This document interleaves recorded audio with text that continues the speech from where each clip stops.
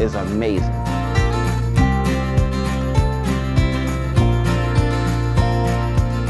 So I have just checked into the Shelburne Historic Hotel.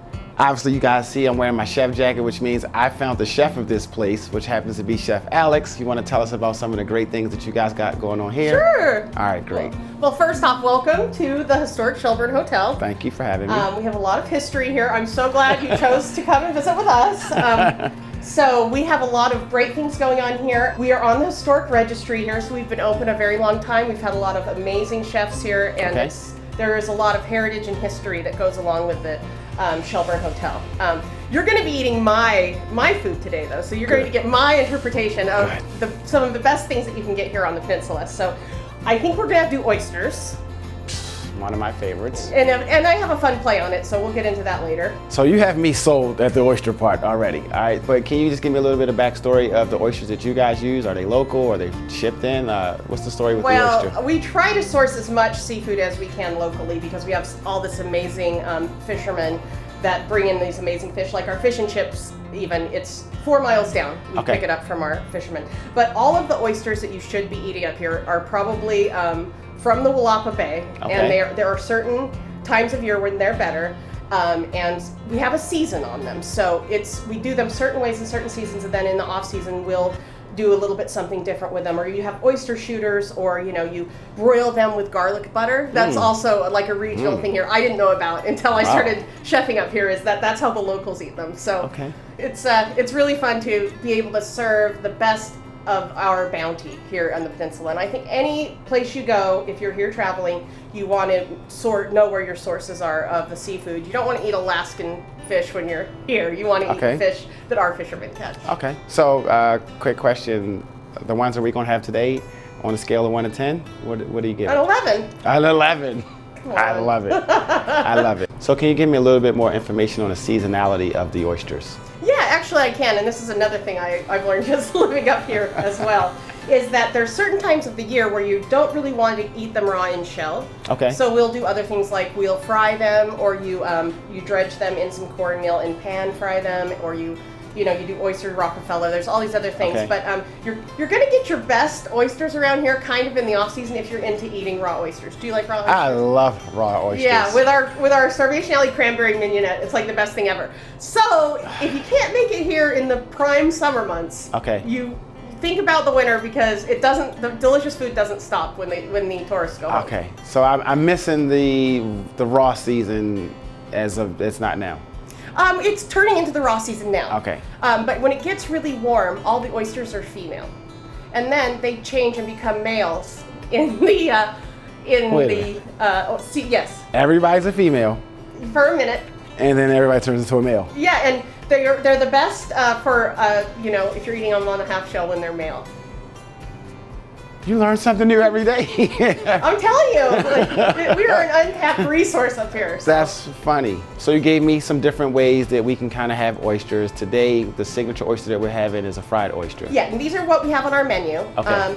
And so it's going to be a buttermilk fried oyster, so very similar to how you would batter chicken. Wow. And then I did a buffalo version because I thought it could get people that were a little bit weary of eating oysters, because if it's that familiar like buffalo sauce thing. Okay. So we're going to fry those, and then we're going to put some house-made remoulade on the bottom. We're going to place our oysters, and then I'm going to top it with a little bit of Frank's Red Hot sauce to give it that a little bit of kick. So oyster buffalo wing combination fusion. So so you're That's what America's all about. Yeah, right? No, I love it. I love it. So you're going to bread the oyster, treat it like chicken. Seasoning the flour as well, and so the oyster no seasoning to the oyster, and then deep fry. The oyster will have a natural brininess. Okay, now and then deep fry. I'm picturing what I'm about to eat, and then you're going to show me. I'll hit it at the end with a little bit of our Jacobson sea salt, which we get across the river over there, which is amazing. I'm excited about that. That sounds incredible. So that's something that you came up with yourself? Yes, I like to try. Nostalgia foods, because I think a lot of, especially after COVID hit, things were really hard in our industry, and so I think right now people sort of want that whimsical, fun stuff that sort of takes it back. Plus, I feel like it's a fun elevated play on a bar classic because we are, we have a pub, and so I think I'd like to do American food elevated. So I thought that's a fun way to do it. You're taking us to the 25th floor with that one, for sure. All right, so I know that we have the oyster dish.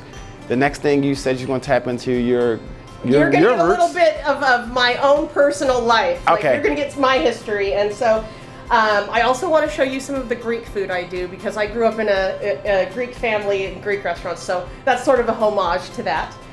This dish, it's going to be chicken souvlaki, and that's a Greek skewered chicken dish. Okay. And I'm serving it on a fun little marinated couscous, which isn't exactly how you'd eat it in Greece, but here again, it's a fun little mix of our little like cultural melt that we have here in the United States.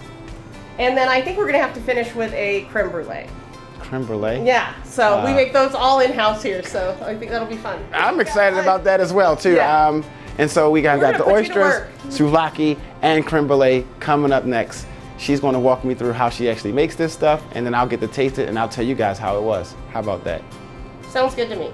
So let's get started with our appetizers, the oysters. I'm going to have you cut some chives for me. These are locally grown, so I'll give those to you, and we're going to finish with those. For our first step, we're going to get 6 of our shucked oysters.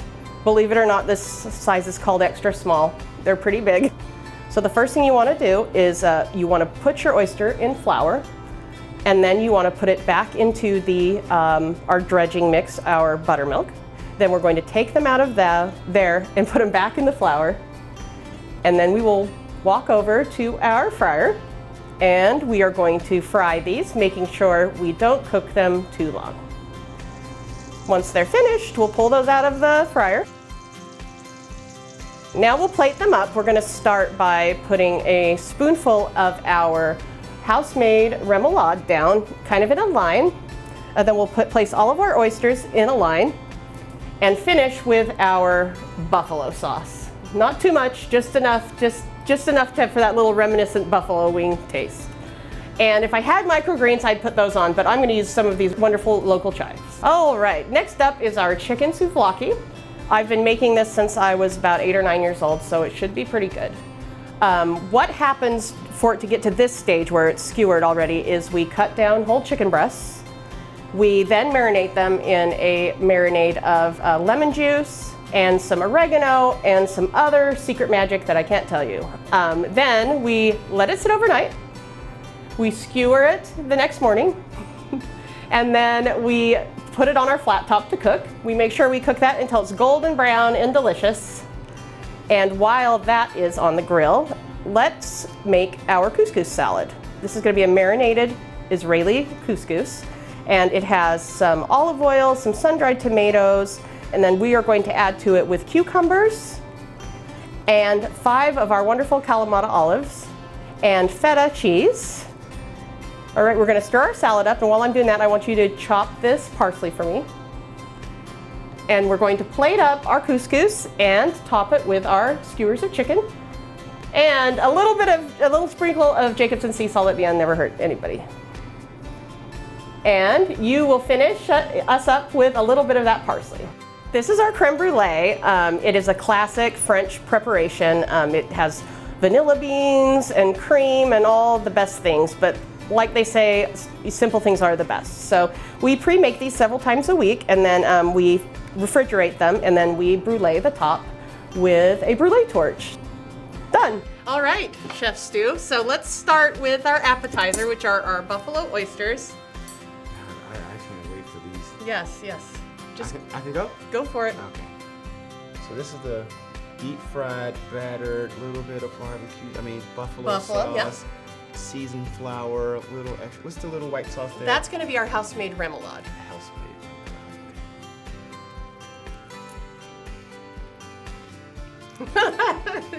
Pretty good? Not bad? That's my favorite. No, that is incredible. I've had oysters all across. I've never had one. I think that once you said the seasoned flour thing and all that just changed the game completely. It's fantastic. Not too spicy? No, not at all. Okay, good. All right. Well, we can move on to our our entree here. This is my famous souvlaki that I've been making since I was a child. So. Okay, so I'm just going just go into. You can just use your hands. We're not too fancy around here. So no, I want to get it like everything in one bite. Oh yeah, that's a good way to do it. And then I want to come back and hold up. This is what I want to do. Okay. You gotta get the perfect bite. Now we do, chef. You gotta layer it. Yeah.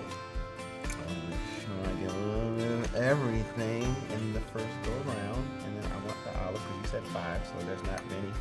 No, it's perfect amount though for the whole dish. That's how it is when you're doing a menu chef for other people to do. You have to be very, very particular on amounts. I like that. I like the palm, the couscous palm move. That's a first.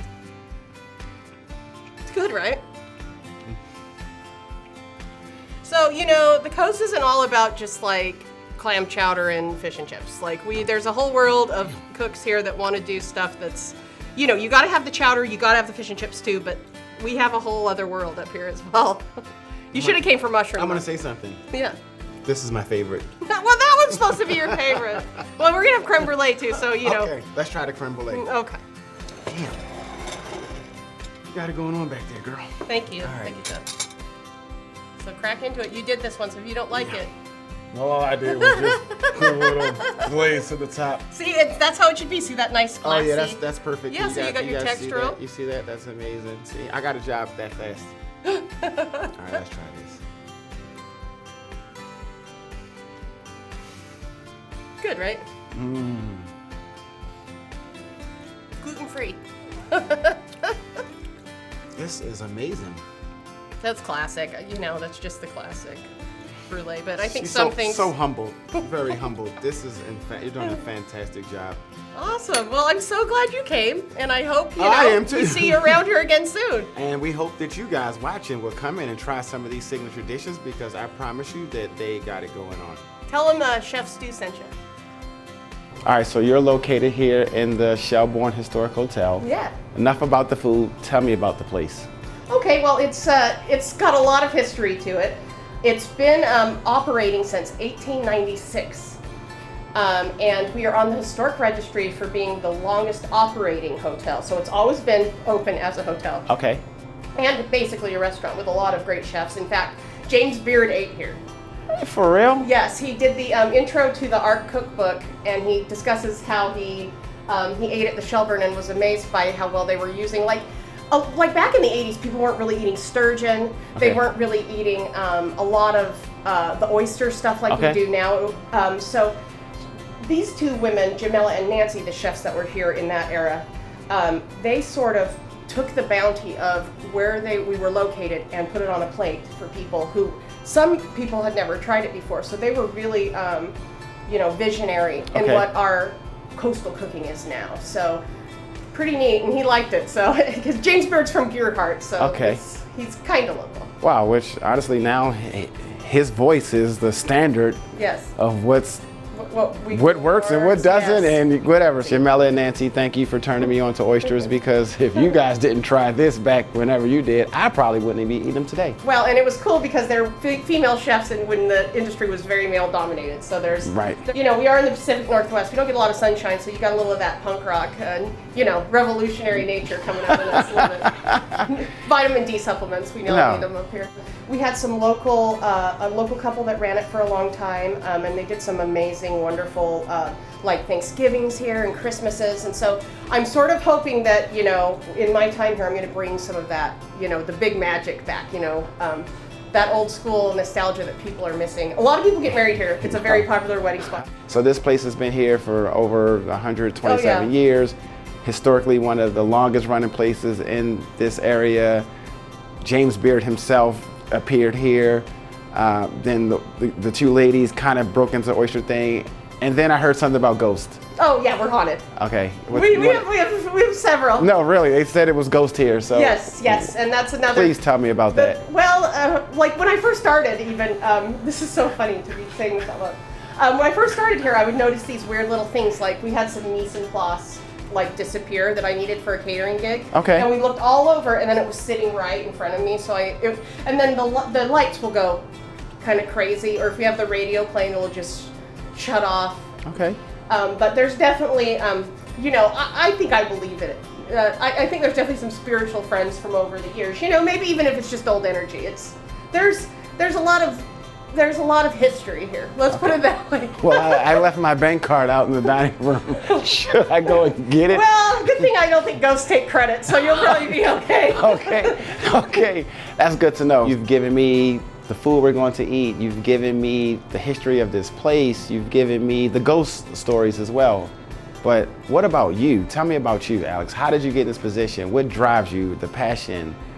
How did you get here? Well, I grew up in a restaurant family, so Okay. I always thought I never really wanted to do restaurants because I grew up in it. But then I did some college, I've done all these different things, and then I went back to culinary school. I graduated from the Davis Applied Technology College, that's in Kaysville, Utah, so all my Utahns out there.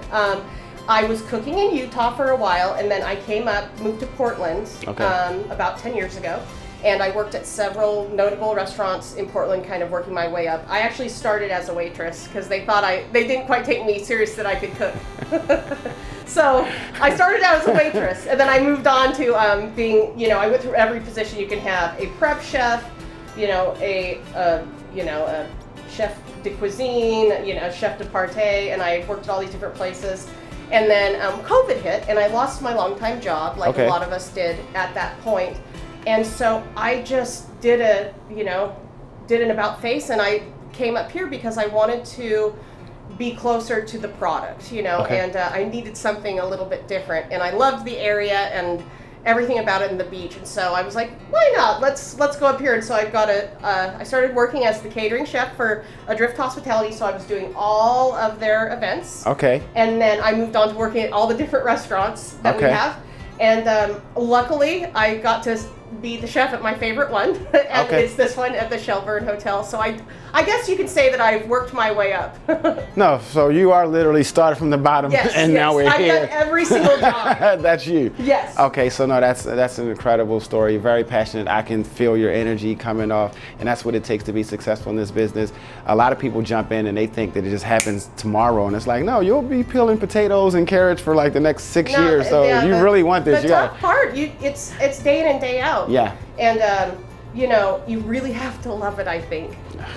You really, because it's challenging, and it's every day, and like you said, it's those little, it's not always we get to do this stuff. You're back there cutting things and frying stuff on the line, or cutting down cuts of meat. And so this is really fun when we get the opportunity to do things like this as chefs, because it's a tough job. They say, do it right or do it twice. Yeah. Well, I've had that happen to me. For sure.